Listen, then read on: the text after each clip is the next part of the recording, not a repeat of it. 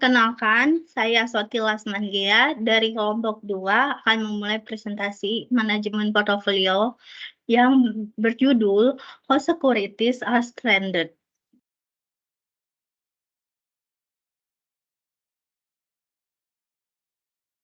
Di dalam ringkasan bab, saya yang pertama, bagaimana perusahaan mengeluarkan sekuritas, yaitu di mana pasar primer versus pasar sekunder.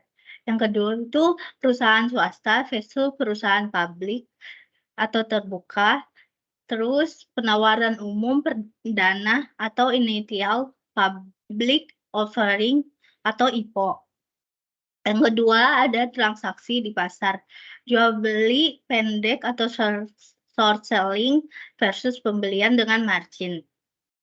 Yang ketiga ini ada munculnya perdagangan elektronik dan globalisasi pasar saham. Dan yang keempat ada regulasi pasar. Di dalam pembahasan bagaimana perusahaan mengeluarkan sekuritas itu yang pertama ada pasar primer, di mana pasar untuk sekuritas yang baru diterbitkan. Terus perusahaan menerbitkan sekuritas baru melalui penjamin emisi kepada masyarakat. Yang kedua ada pasar sekunder, di mana investor memperdagangkan sekuritas yang sudah diterbitkan. Sementara untuk perusahaan swasta itu hingga 499 pedagang saham bisa menghimpun dana melalui private placement, yang dimana likuiditas saham yang lebih rendah serta lebih sedikit kewajiban untuk merilis laporan keuangan. Yang keempat ini ada perusahaan publik atau terbuka. Ini adalah penawaran umum dipasarkan oleh penjamin emisi, di mana penawaran umum perdana atau initial public offering atau IPO ini penjamin emisi membantu menjual saham kepada investor institusional dan individu saat perusahaan pertama kali menjadi perusahaan publik, di mana penawaran ekuitas pengalaman penerbitan sekuritas tambahan oleh perusahaan yang sudah mampan. Serta juga ada pendaftaran yang harus diajukan kepada SEC yang singkatan dari Securities and Exchange Commission.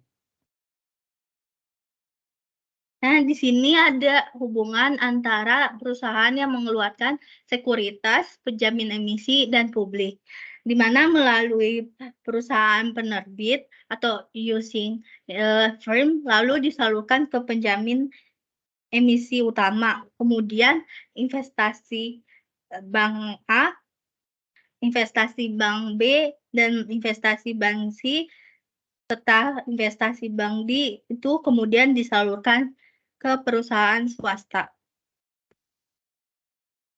Di sini ada pendaftaran rank yang dimana aturan SEC 415 itu aturan yang memungkinkan saham untuk didaftarkan dan dijual dalam 2 tahun mendatang dengan penyesuaian waktu. Saham ini dapat dijual dalam waktu singkat serta dalam jumlah kecil tanpa menimbulkan biaya fluctuation yang tinggi.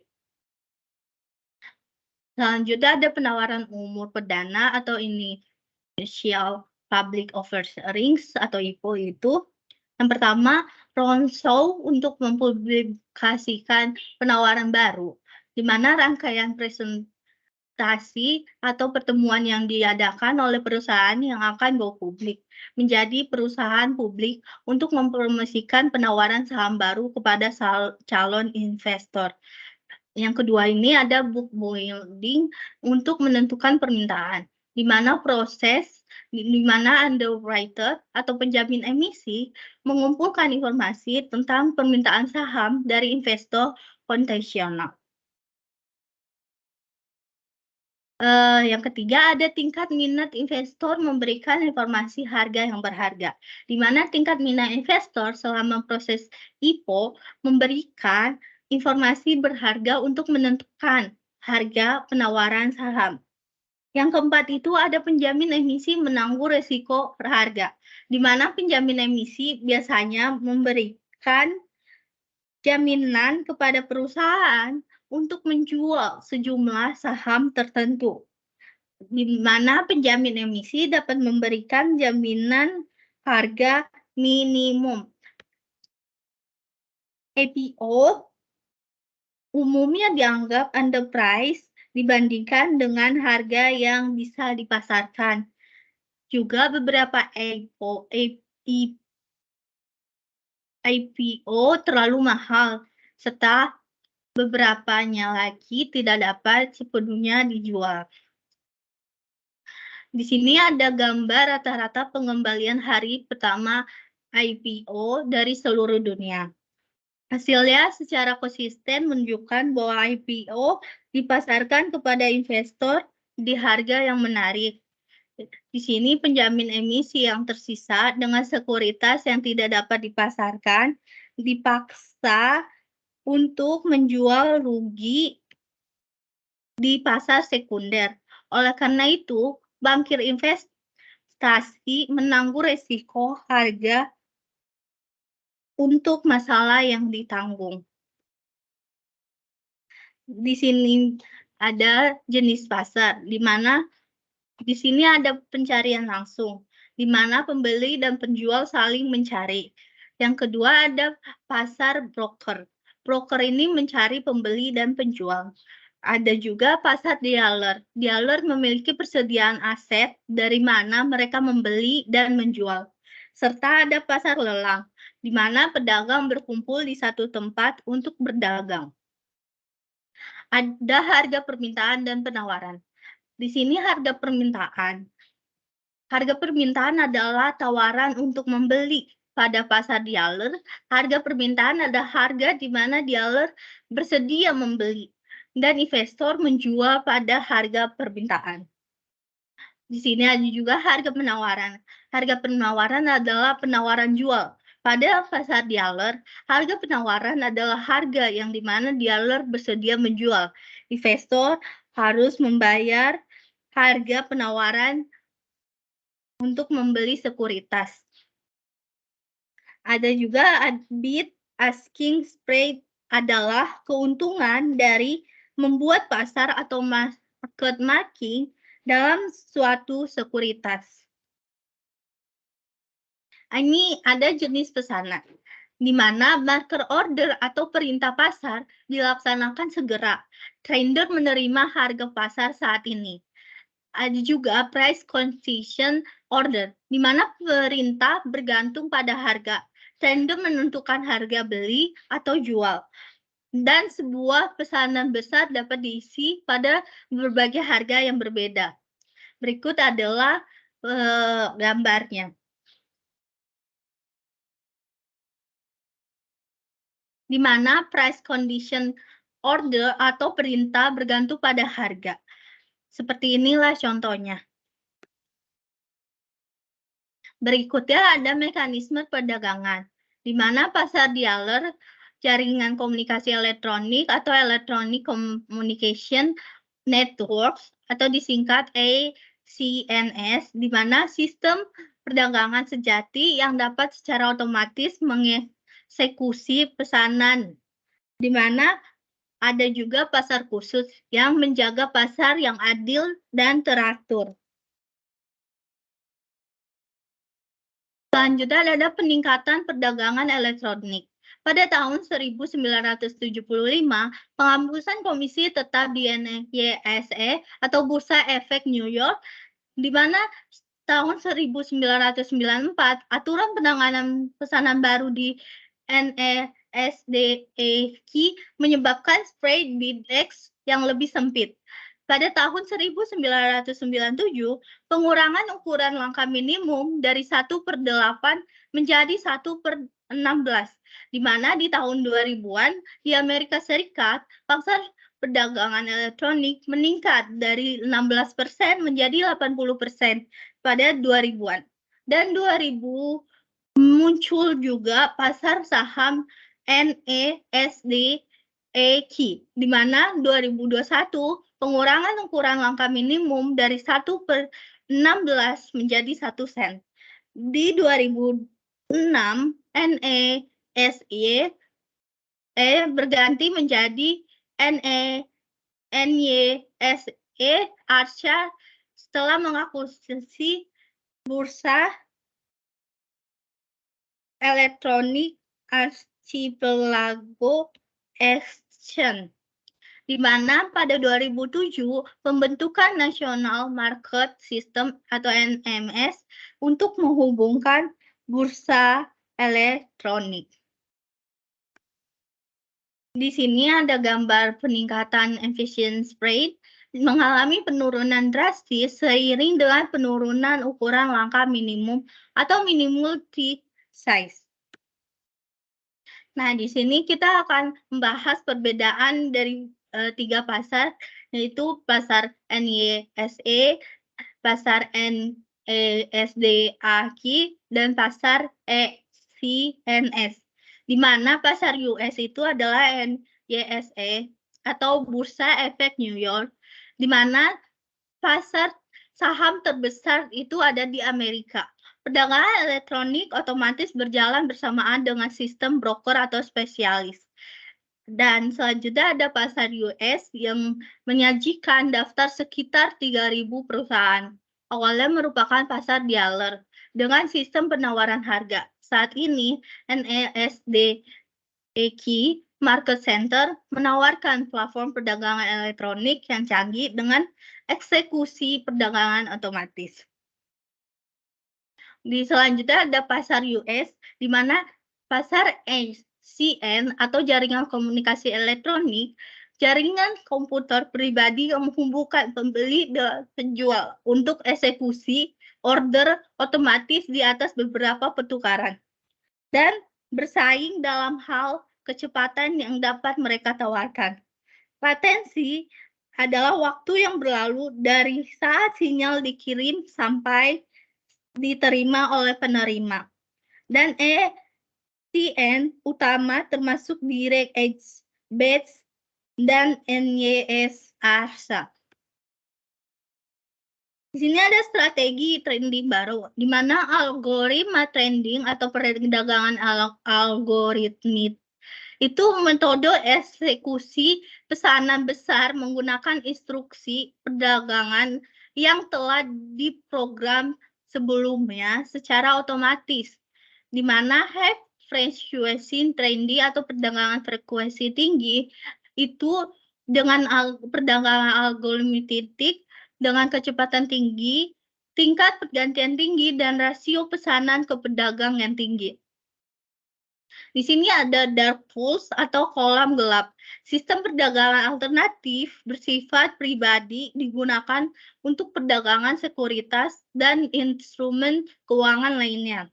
Serta ada bond trading, di mana perdagangan obligasi secara sebagian besar perdagangan ini terjadi di pasar OTC atau over the counter di antara para pialang obligasi. NYSE Bourse adalah pasar obligasi terpusat terbesar di antara bursa saham AS, di mana pasar untuk banyak emisi obligasi bersifat tipis dan rentan terhadap risiko likuiditas. Selanjutnya ada globalisasi pasar saham, di mana aliansi dan merger luas NESE mengakuisisi Archipelago itu Amerika Stock Exchange dan melakukan pergabungan dengan Euronext, di mana International Exchange mengakuisisi NYS Euronext, serta NESDAQ mengakuisisi Instinet atau Inet Boston Stock Exchange dan melakukan pergabungan dengan NESDAQ OMX Group, di mana Chicago Mercantile Exchange mengakuisisi Chicago Board of Trade dan New York Mercantile Exchange. Di sini ada gambar menunjukkan bahwa NISE Euronext sejauh ini merupakan pasar ekuitas terbesar yang diukur dengan total nilai pasar perusahaan yang terdaftar, di mana semua pasar saham utama saat ini secara efektif elektronik. Ada biaya trading, di mana satu komisi broker. Biaya yang dibayarkan kepada broker untuk melakukan transaksi, di mana biaya perdagangan eksplisit atau layanan penuh versus broker diskon. Ada yang kedua, spread, di mana perbedaan antara bid dan harga yang diminta. Biaya perdagangan implisit. Di sini membeli dengan margin. Itu ada menggunakan sebagian dari harga pembeli total, di mana investor memberikan bagian sisanya. Margin merujuk pada persentase atau jumlah yang dikontribusikan oleh investor, di mana Anda dapat keuntungan ketika saham itu mengalami apresiasi. Yang kedua, itu margin awalnya ditentukan oleh Fed. Saat ini ditetapkan sebesar 50%. Margin pemeliharaan itu ekuitas minimumnya yang harus dipertahankan itu di akun margin. Panggilan margin dilakukan jika nilai sekuritas turun terlalu banyak.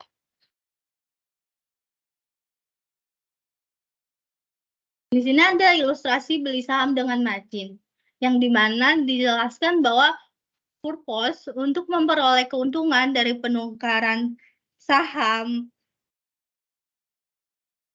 harga saham atau sekuritas itu ada mekanisme juga meminjam saham melalui seorang dealer. Yang kedua, menjual saham tersebut dan mendepositokan harga penjualan serta margin ke dalam suatu akun. Yang ketiga, itu menutup posisi, di mana membeli kembali saham dan mengembalikannya kepada pihak dan dari mana saham tersebut dipinjam. Berikut ada mekanika penjualan pendek serta contoh dari penjualan pendek. Ada juga contoh margin call pada posisi short, serta di sini ada peraturan pasar sekuritas, di mana peraturan utamanya Undang-Undang Sekuritas tahun 1933, juga Undang-Undang Sekuritas tahun 1094, serta Undang Pelindungan Investor Sekuritas tahun 1970. Di sini ada juga regulasi dari Mandiri, dan di mana Financial Industry Regulatory Authority itu adalah standar etika profesional Institute Charter Financial Analyst. Selanjutnya ada regulasi pasar sekuritas, di mana Undang-Undang Sarbanes-Oxley mendirikan Public Company Accounting Oversight Board, yang dimana untuk mengawasi praktik audit perusahaan publik. Itu memerlukan kehadiran ahli keuangan independen di komite audit Dewan Direksi. CEO dan CFO secara pribadi mendatangani sertifikasi atas laporan keuangan perusahaan, di mana Dewan Direksi harus memiliki direktur independen. Selanjutnya ada insider trading, di mana perdagangan orang dalam. Ini adalah pegawai, direktur, pemegang saham utama harus melaporkan semua transaksi saham perusahaan, di mana insider benar-benar memanfaatkan pengetahuannya. Financial Industry Regulatory Authority atau FINRA itu studi menunjukkan bahwa pembeli dalam insider yang membeli saham perusahaan lebih banyak daripada penjual dalam insider yang menjual saham perusahaan. Yang bisa diartikan saham ini berhasil, di mana penjual dalam lebih banyak membeli daripada dalam, ini bisa diartikan saham kurang berhasil. Sekian dari presentasi saya, kurang lebihnya mohon maaf. Terima kasih.